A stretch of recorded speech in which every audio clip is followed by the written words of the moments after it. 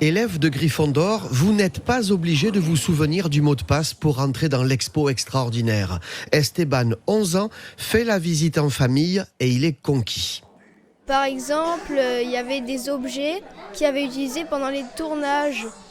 Donc moi j'ai trouvé ça sympa de voir que les acteurs les avaient utilisés. Tu as reconnu la voiture ? Oui, dans Harry Potter 2.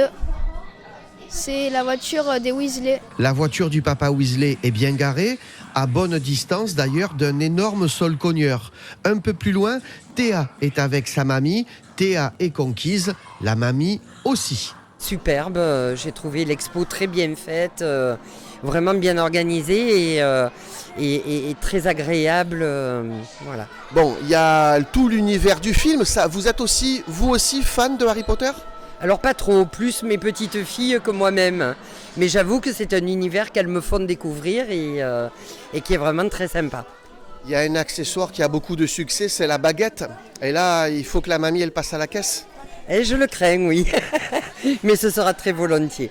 Au milieu de l'expo, dans la grande salle, une projection permet de se poser pour revoir en famille les scènes fortes de la saga Harry Potter. Ludovic Gerber, le créateur de l'expo, est collectionneur depuis plus de 20 ans et il voit toujours autant de plaisir dans les yeux des visiteurs. Alors on y voit beaucoup d'étoiles. Les gens, les visiteurs qui viennent ont l'air d'être très contents d'être là. En tout cas, ça se ressent. Nous, on le voit. Alors après, c'est sûr qu'on n'est pas à Londres, mais on a fait ce qu'on pouvait à Marignane et j'en suis très fier. Tout est magique dans cette expo Harry Potter. L'accès est gratuit. Il y a quantité de détails intimistes qui vont aussi ravir les spécialistes. Et puis, à vous de trouver dans l'expo l'autographe de J.K. Rowling. Un conseil quand même, ne vous approchez pas trop du solcogneur.